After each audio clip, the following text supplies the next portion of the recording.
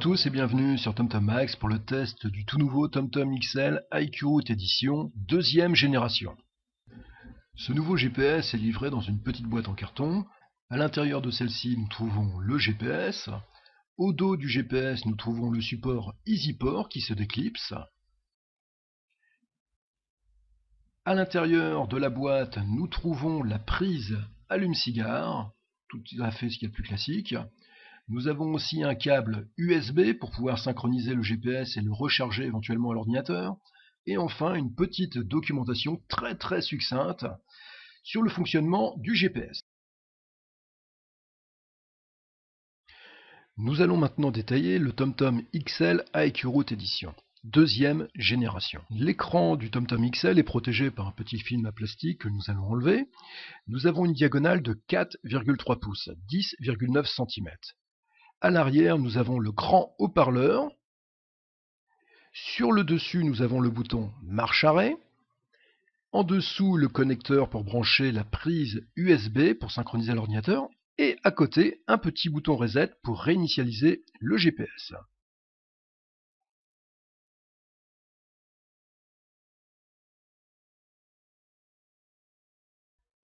Nous allons maintenant détailler le support de pare-brise EasyPort. Ce support a la particularité d'être ultra plat et de pouvoir se laisser en permanence au dos du GPS. Ce support est constitué de deux parties, l'une qui vient se fixer sur le GPS et l'autre qui est le dispositif ventouse qui se fixe sur le pare-brise du véhicule. Deux crans, un cran permettant de déverrouiller la ventouse, l'autre permettant de verrouiller celle-ci au pare-brise. Nous venons appliquer la partie circulaire contre le GPS. Nous appuyons très fort, nous avons entendu un clip qui confirme la bonne fixation et ensuite ce GPS offre une multitude de réglages possibles. Attention!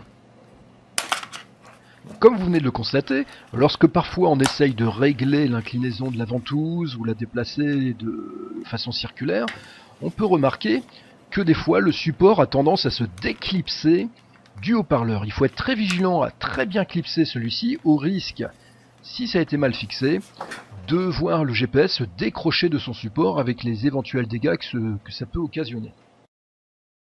Nous voici maintenant dans la voiture. Nous allons placer le support EasyPort ainsi que le GPS contre le pare-brise du véhicule. Pour ce faire, nous prenons le GPS en main et nous allons le plaquer contre le pare-brise d'un petit mouvement sec. Nous écartons le GPS de son support et nous allons verrouiller le dispositif ventouse grâce à la molette de verrouillage. Un quart de tour suffit à fixer le support EasyPort sur le pare-brise. Ensuite, il suffit d'orienter grâce à la rotule le GPS dans l'axe de vision du conducteur. A noter que pour ceux qui ne souhaitent pas placer le support EasyPort sur le pare-brise, qu'ils ont la possibilité de le fixer sur une coupelle adhésif de planche de bord. Ce type de montage a l'avantage de pouvoir rapprocher le GPS du conducteur. Nous voici à bord du véhicule. Nous allons commencer par allumer le GPS en appuyant sur le bouton marche-arrêt qui se situe au-dessus du GPS. Et nous allons planifier un itinéraire vers un point de destination qui sera Lille.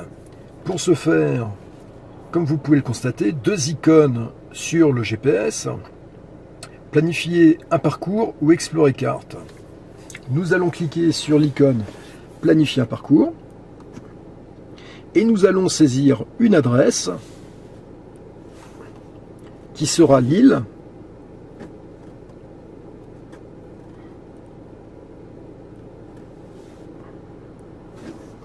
Voilà. Au fur et à mesure de la saisie, les villes apparaissent. Et nous allons saisir cette fois-ci une rue qui sera la rue de la gare.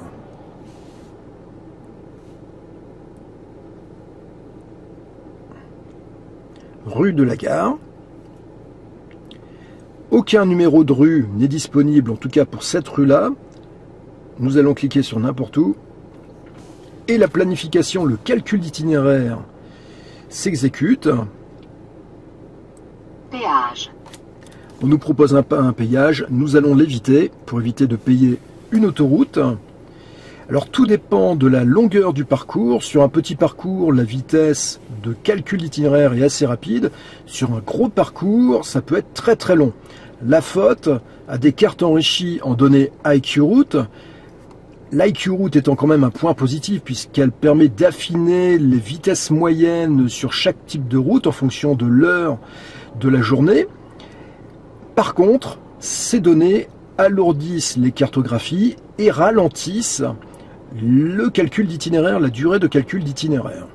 Alors ici, on a une petite synthèse du parcours que nous allons emprunter. 1h44 de trajet, 112 km à parcourir. Nous cliquons sur terminer. Nous sommes prêts à naviguer.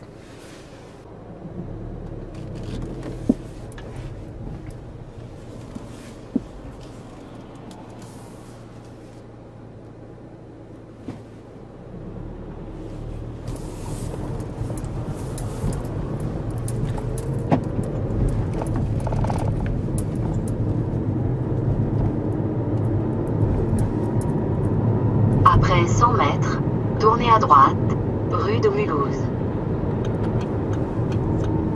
Tournez à droite.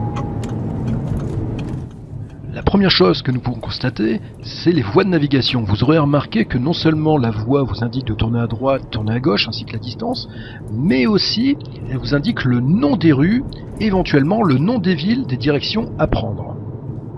Ces voies de navigation s'appellent les voies Text-to-Speech.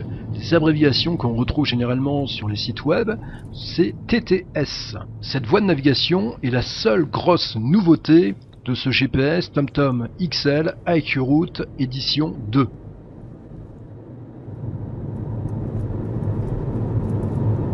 Après 200 mètres, au rond-point, tournez à gauche.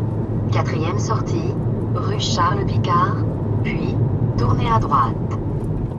Nous allons maintenant tester le recalcul d'itinéraire, à savoir que si on se trompe, voir un petit peu combien de temps va prendre le GPS pour recalculer un itinéraire alternatif.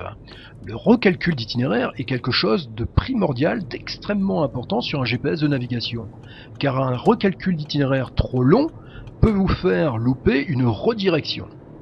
Nous venons donc de quitter l'itinéraire prévu par le GPS. Au bout de quelques secondes, vous le constatez, il a détecté notre erreur et recalculé quasiment instantanément un nouveau parcours pour nous remettre sur le bon chemin. Nous allons de nouveau nous dérouter de l'itinéraire initialement prévu pour revoir un petit peu le calcul d'itinéraire, le recalcul d'itinéraire. Le TomTom vient de percevoir notre erreur de direction, un itinéraire alternatif nous est proposé. Tournez à droite, rue Pierre Ramus. Nouvelle fonctionnalité. Ce GPS dispose d'une alerte de survitesse. Lorsque vous êtes en dépassement de vitesse par rapport à la vitesse maximum autorisée sur la route, le TomTom va vous prévenir. Grosse déception, cette alerte n'est que visuelle. Alors que dans la précédente génération des TomTom XL IQ-Route, cette alerte était visuelle et sonore. Sur le GPS, lorsqu'il y a un dépassement de vitesse, la vitesse instantanée, 57 km/h dans notre cas actuellement, passe en rouge ainsi que la vitesse maximum autorisée.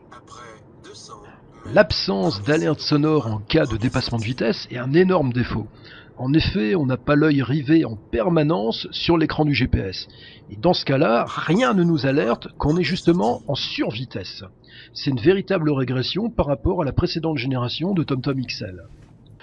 Autre fonctionnalité du TomTom XL IQ-Route deuxième édition, TomTom a préchargé dans son GPS une base radar.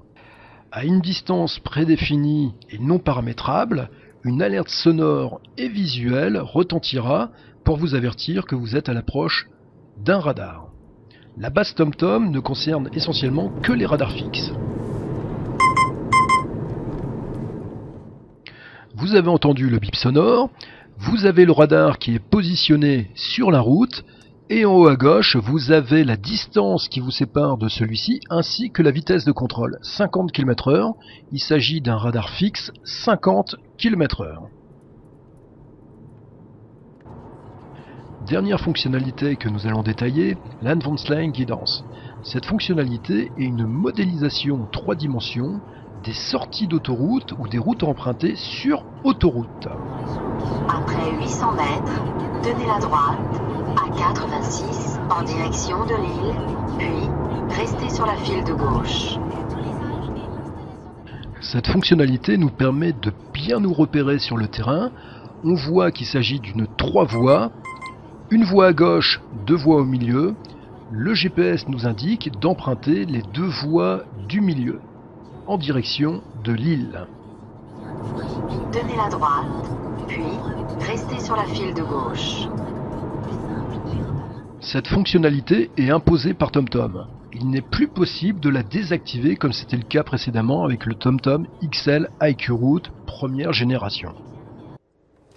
Nous allons regarder un petit peu les menus que propose ce GPS. Pour ce faire, il suffit de cliquer sur l'écran du GPS, 2 grosses icônes, donc planifier un parcours, explorer carte, et en bas une barre de menu qui vous permet de couper le son, de basculer en mode jour ou nuit, le menu aide qui vous permet de naviguer vers un hôpital, un dentiste, en tout cas un centre d'urgence. Vous aurez aussi les numéros de téléphone pour les appeler si nécessaire, et enfin la fonction qui nous intéresse, les options. Je clique sur l'icône, 6 icônes. Changer de voie de navigation, si vous achetez une voie, vous pourrez basculer vers cette voie par l'intermédiaire de cette icône.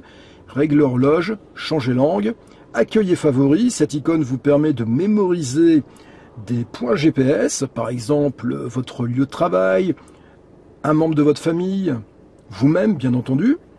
Ensuite, voix et images.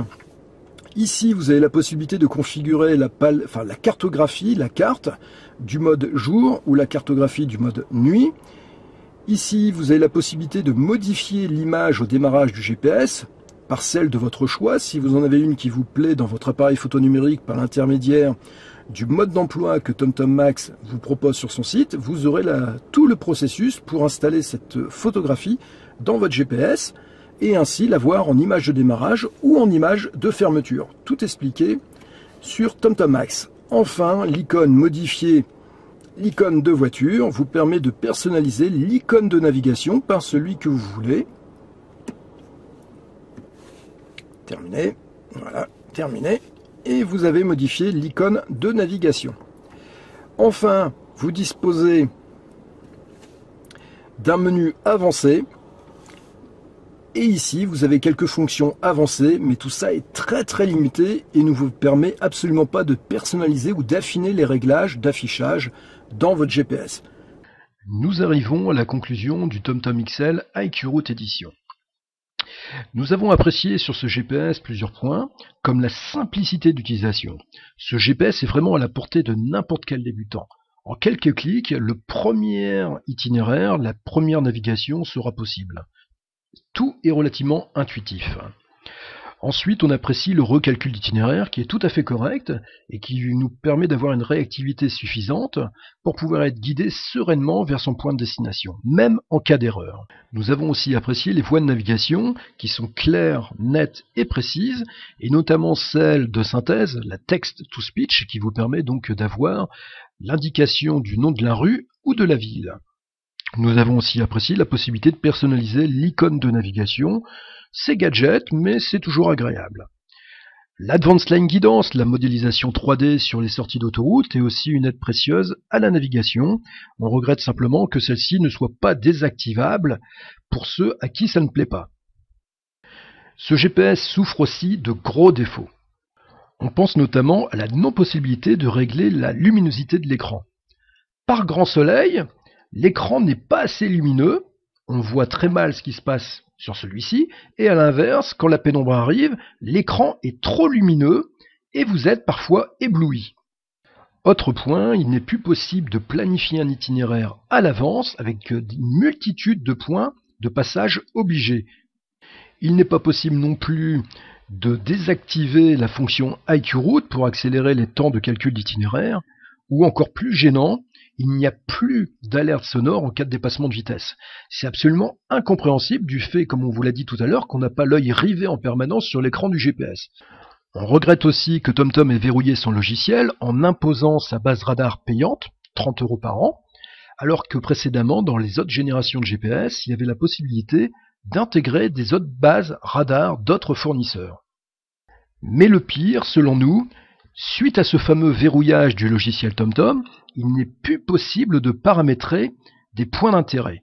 Cela signifie qu'il n'est plus possible d'être alerté de façon sonore et visuelle, par exemple à l'approche d'un passage à niveau dangereux, d'une zone accidentogène ou d'une école par exemple. Tout ceci sont des points d'intérêt. TomTom nous empêche maintenant d'être alertés à l'approche de toutes ces zones sensibles. C'est antisécuritaire et complètement à contre-courant de ce que proposait il y a encore peu TomTom dans ses GPS. C'est une véritable régression par rapport aux précédentes générations de GPS TomTom. Au final, il en résulte un GPS très simple, trop simple, au vu des fonctionnalités qui ont été supprimées par rapport à l'ancienne génération de TomTom XL IQ Route. Aussi, si vous avez le choix, nous vous conseillons de vous orienter sur le TomTom XL IQ Route première génération plutôt que sur ce TomTom XL IQ Route Edition deuxième génération. La première génération en offre beaucoup plus au niveau fonctionnalité que ce nouveau GPS qui est complètement bridé et non évolutif. A bientôt sur TomTom Max pour d'autres tests.